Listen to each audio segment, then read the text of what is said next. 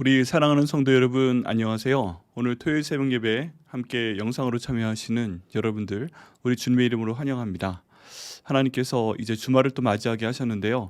또 쉼을 주시고 또 하나님 안에서 회복되게 하시는 그런 주말이 되시기를 바랍니다. 오늘 하나님 말씀 함께 보겠습니다. 오늘 함께 나누실 하나님 말씀은 잠언 23장 17절 말씀입니다. 잠언 23장 17절, 구약성경 937페이지에 있습니다.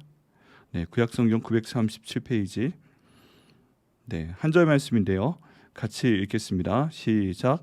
내 마음으로 죄인의 형통을 부러워하지 말고 항상 여호와를 경외하라. 네, 이 말씀에서 기도하겠습니다. 하나님 감사합니다. 주님 은혜 가운데 한 주 잘 지낼 수 있도록 인도하시고 또 저희가 하나님 은혜 가운데 이 토요일 날 영상으로 드리는 새벽 예배에 나올 수 있도록 하여 주심을 감사합니다. 하나님께서 주관하시고 인도하여 주셔서 이 말씀의 시간 정말 감사한 시간 될 수 있도록 인도하여 주옵소서. 주님께서 주관하여 주셔서 종이 하나님 말씀을 온전히 전할 수 있는 도구가 되도록 인도하시고 또 주께서 원하시는 그 말씀 선포할 수 있도록 아버지 인도하여 주옵소서. 주님께서 이 시간 새벽 예배에 참여하시는 한 분 한 분에게 복을 주시고 아버지 말씀의 은혜 또 그 기도의 응답을 허락하여 주옵소서. 감사드리고 예수님의 이름으로 기도드립니다. 아멘. 네, 여러분, 저희가 이제 잠언의 말씀을 계속 보고 있습니다. 잠언의 말씀은 잠깐 설명을 드렸듯이 여러 격언들을 모아놓은 그런 형태입니다. 한마디 한마디가 어떤 특정한 주제에 대한 교훈인데요. 여기에 두 가지 설이 있습니다. 한 가지는 그래도 잠언의 내용이 하나하나의 교훈인 것 같지만 연결되어 있다, 주제별로 되어 있다 라는 그 내용이고요. 또 하나는 하나하나 떨어져 있다, 그래도 그 하나하나의 격언이 다 가치가 있고 정말 좋은 내용이다, 이런 내용입니다. 그렇지만 사실 실제적으로 볼 때는 잠언에 있는 말씀은 떨어져 있는 걸로 보는 것이 더 편리한 것 같습니다. 그래서 저희가 신학교에서 설교학 시간에 이런 그 시습도 하곤 합니다. 갑자기 설교 요청을 받았을 때, 어떤 집에 신방을 갔는데 갑자기 설교 요청을 받았을 때 보통 이야기를 선택하면 안 되고요. 그냥 성경 한가운데를 대략 피면 시편 아니면 잠언이 나옵니다. 그래서 딱 폈을 때 시편 말씀이 나오면 그 말씀, 또 잠언 말씀이 나오면 그 말씀, 그렇게 설교하는 게 좋다, 이렇게 가르치고요. 실습도 합니다. 딱 하나 둘 셋 하고 성경 가운데를 펴도록 하고 잠언을 찾아서 성경 구절 하나가 나오면 그 말씀으로 3분 설교하기, 이런 시험도 보게끔 했습니다. 그래서 어쨌든 잠언이 많이 떨어져 있는 말씀인데요. 저희가 그 말씀 가운데 오늘 저희 공동체 선교 읽기 가운데 해당하는 말씀 가운데 이 말씀을 골라보았습니다. 그 하나님께서 저희에게 그 원하시는 말씀이신 거예요. 근데 이 말씀 보면 대조가 되어 있습니다. 여러분 시편이나 잠언의 내용 구조를 보면 몇 가지 그 형식이 있습니다. 패턴이 있는데 여기 나와 있는 게 그 중에 하나입니다. 말씀 가운데 그 대조가 되어 있는데요. 내 마음으로 죄인의 형통을 부러워하지 말라. 항상 여호와를 경외하라 하는 것입니다. 그래서 이 내용 가운데 보면은 두 개가 연결이 되어 있죠. 연결이 되어 있는데 첫 번째는 너는 죄인의 형통을 내 마음으로 부러워하지 말라, 이렇게 말씀하고 있고요. 그리고 항상 여호와를 경외하라 하고 얘기하고 있는데 두 가지가 내용이 좀 다른 것 같습니다. 내 마음으로 죄인의 형통을 부러워하지 말라, 여호와를 경외하라, 다른 내용인데요. 이 두 내용을 통해서 저희가 두 가지를 생각할 수 있습니다. 첫 번째는 죄인이 형통할 수 있다는 것입니다. 죄인이 형통할 수 있습니다. 어떻게 그런가? 여러분 그런 생각 해보신 적 있지 않으세요? 나는 예수님 믿는 사람인데 좀 힘들 때는 많이 있다. 근데 예를 들어서 대기업의 총수라든가 아니면 내 주변에 있는 어떤 사람들을 봐도 하나님 안 믿습니다. 그리고 교회 안 갑니다. 성경책 안 읽습니다. 그런데 건강하고요, 돈도 많이 벌고요, 여행도 자주 다니고요, 아이들도 잘 되는 것 같고요, 그런 경우가 있습니다. 그랬을 때 왜 나보다 저 사람이 예수님을 잘 믿는 것도 아니고 나보다 기도를 많이 하는 것도 아니고 교회 섬김을 많이 하는 것도 아닌데 왜 저 사람은 저렇게 형통할까? 모든 게 다 갖춰져 있을까? 이런 생각을 할 수 있습니다. 그런 생각을 할 수 있습니다. 저도 그런 적이 있고요. 그랬을 때 지금 이 잠언의 저자가 그 내용에 대해서 정확하게 얘기하고 있다는 것입니다. 여기 보면 심지어 그 내용을요, 죄인의 형통을 부러워하지 말라라고 얘기하고 있는데요. 죄인이 형통할 수 있다. 죄인이 그 길이 굽은 길이 없이 똑바로 뻗어 있을 수 있다. 이런 것들을 말하고 있고 성경에서는 실제로 그렇게 얘기를 합니다. 그런데 여기에 대해서 저희가 생각해야 될 내용이 있습니다. 그 내용이 뭐냐면 이 죄인이 형통할 수 있는 순간이 끝까지 형통한 건 아니라는 것입니다. 네. 성경에서 말하고 있는 내용은 죄인이 어느 순간 형통해 보이는 때가 있습니다. 젊어서의 몇 년, 뭐 10년, 20년 형통할 수 있습니다. 그런데 계속 죄인이 죄를 짓게 되면 하나님께서 그를 버리시기 때문에 그 노년이 별로 안 좋은 가능성이 굉장히 큽니다. 예를 들면 사울 같은 경우에 여기에 해당한다고 볼 수 있습니다. 사울이 처음에 하나님께 선택함을 받아서 사무엘을 통해 기름 부음을 받았죠. 그리고 이스라엘의 초대 왕이 되었습니다. 그리고 형통해졌습니다. 왕이 되었고요. 뭐 워낙 키도 크다고 그랬고 또 덩치도 좋고 그랬기 때문에 이 사울이 왕으로 상당히 오랜 기간 동안 일을 하게 됩니다. 근데 그 기간 동안에 또 이스라엘과 유다가 이 사울을 따르게 됩니다. 겉으로 볼 때는 굉장히 형통해 보였습니다. 굉장히 좋아 보였습니다.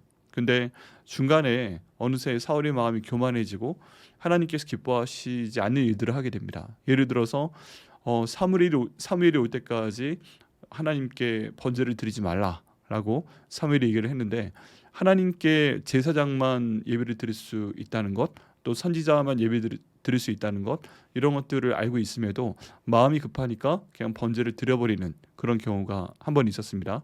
또 한 번은 하나님께서 모든 전리품을 다 하나님께 드려라 하고 말씀을 하셨는데 사무엘을 통해서 이 사울이 좋은 것들은 살려둔 것을 볼 수가 있습니다. 그래서 사무엘이 이 짐승의 울음소리는 무엇인가, 왜 살려두었는가, 하나님께서 다 죽이라고 하지 않았느냐라고 물었을 때 그 사울이 하나님께 드리기 위해서 내가 이걸 빼는 것이다 이렇게 변명을 하게 됩니다.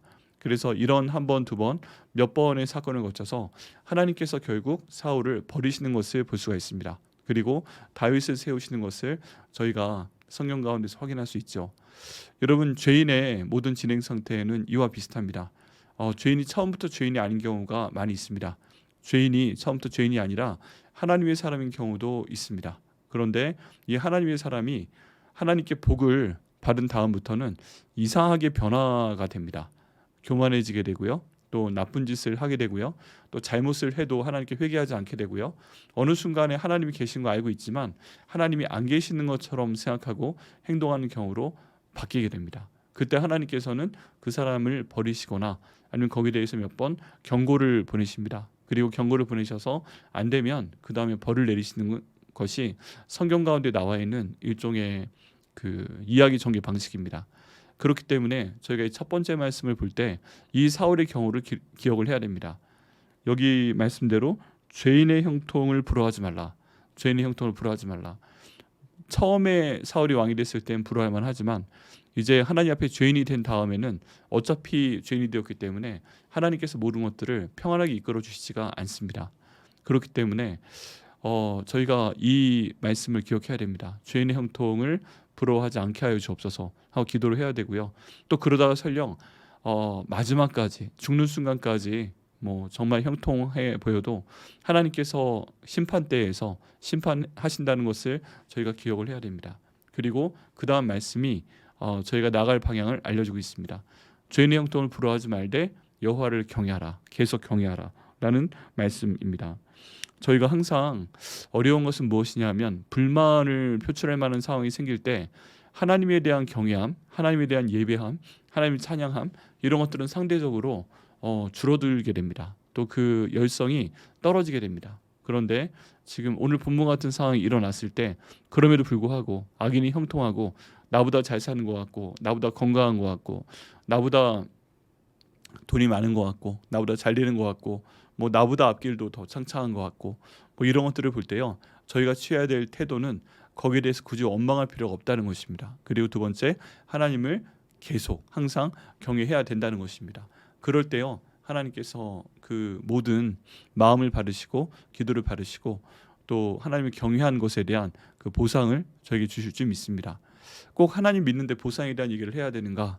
네, 반드시 해야 될 필요는 없지만 하나님께서 결국에는 하나님을 믿고 순종하고 어려운 순간을 이겨 나간 사람들에게 살아서도 보상을 하시고요. 또 죽어서도 보상을 하시고요.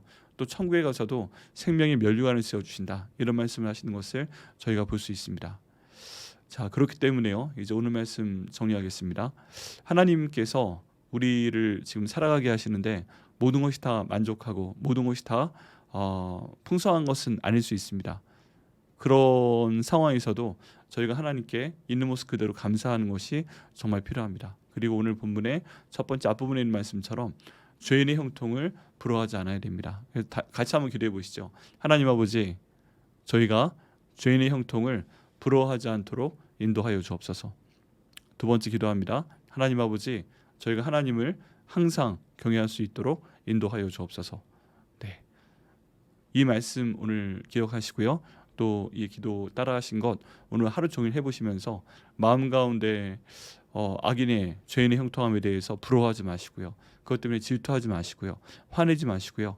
우리 하나님을 믿고 그분의 뜻을 사랑하고 은혜 가운데 따라가고 그리고 항상 하나님을 경외함으로 인해서 복을 많이 받으시는 저희 성도님들 되시기를 우리 주 예수님의 이름으로 축원합니다. 기도하시겠습니다.